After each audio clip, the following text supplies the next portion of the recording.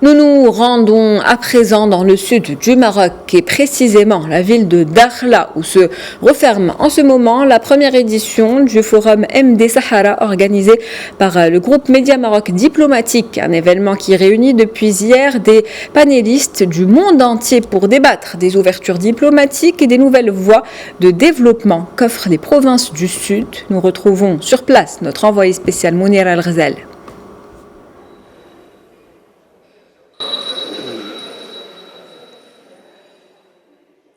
Bonjour Mariam. Bonjour Mounira. Bonjour à tous. Le forum MD Sahara prend fin bientôt, c'est la clôture et c'est le moment de revenir sur les moments forts. Ce que je voudrais partager avec vous, c'est l'une des rencontres les plus intéressantes que j'ai retrouvées aujourd'hui. J'ai rencontré Monsieur Saad Taoujni, il est expert international, ex-enseignant chez Sciences Po, mais avant tout c'est un expert de la santé en Afrique et je voudrais faire avec lui le bilan de cette rencontre aujourd'hui.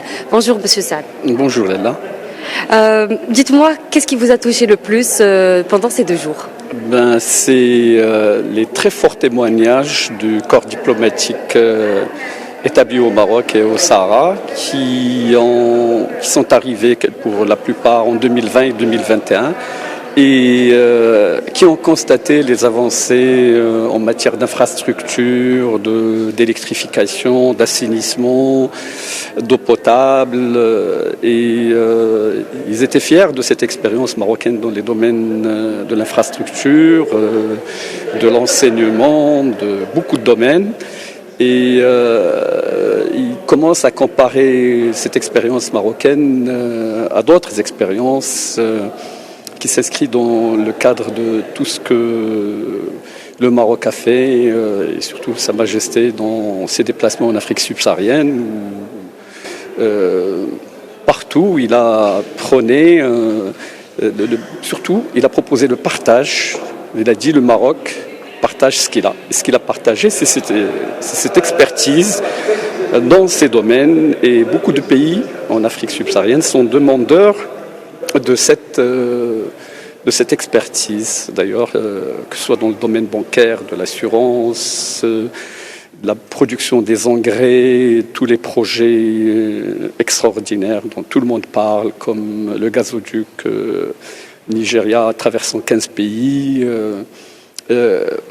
Surtout, on a constaté lors des présentations très riches d'experts marocains et internationaux de parler de l'autoroute de l'électricité pour faire parvenir, pour connecter Dakhla au réseau national. C'est franchement une fierté de constater que beaucoup de choses ont été faites, alors qu'en les comparant en 1975, les Espagnols n'avaient pas laissé autant d'équipements.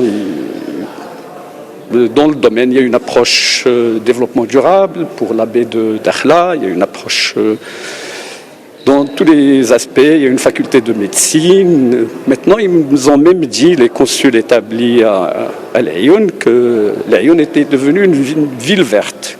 Alors, et certains ont osé des comparaisons très osées. Donc, c'est sûr qu'il y a déjà un modèle de développement des provinces sud qui remonte à 2015. On apprend des choses ici. Et ce modèle établi 6 ans avant l'autre est déjà exécuté.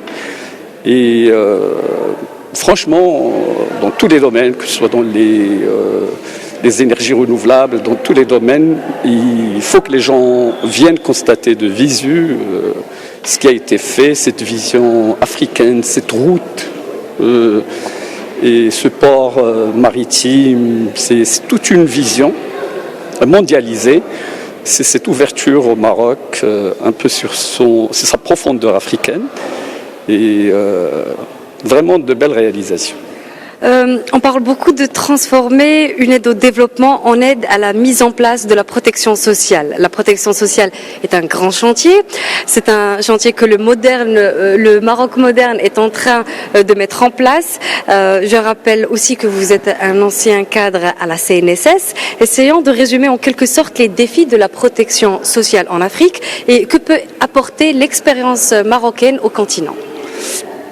C'est un des chantiers les plus difficiles. On parlait en période de pandémie, quand les défis d'abord étaient les soins médicaux, puis après adaptés. C'était le secteur public qui a supporté au début l'essentiel de la charge. L'effort de vaccination, ce qui est coûteux, qui est une expérience marocaine qui a été souvent vantée. Et des pays ont reçu des avions où il y avait de l'aide marocaine aux pays africains, subsahariens. On est des Africains, bien sûr, nous aussi. Et donc, c'est très, très dur de mettre en place une protection sociale par ces temps. C'est coûteux, il faut des réformes profondes, il faut lutter contre la formelle, il faut avoir une fiscalité adaptée, il faut former suffisamment de médecins. L'Afrique, comme le Maroc, connaissent un déficit important en matière en ressources humaines médicales.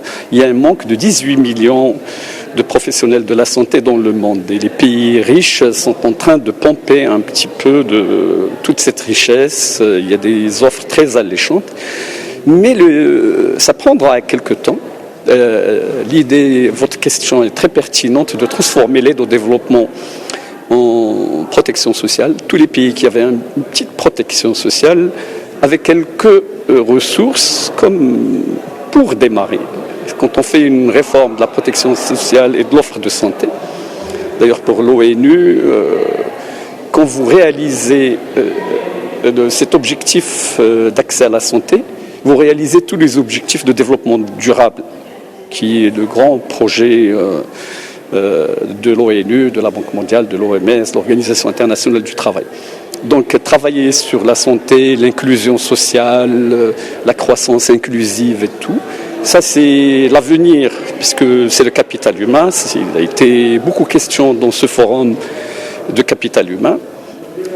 Peut-être dans d'autres versions, la prochaine édition on parlera plus de cette expérience.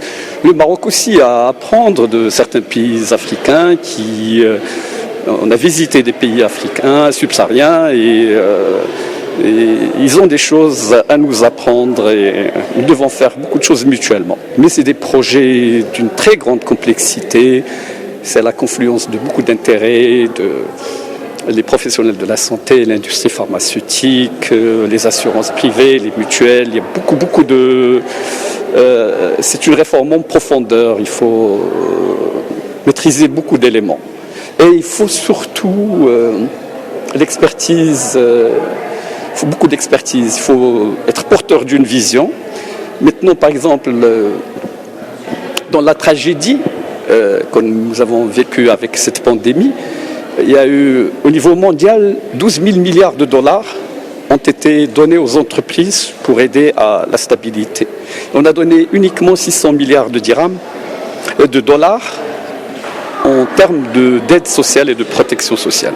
Ce sont des chiffres globaux qui concernent...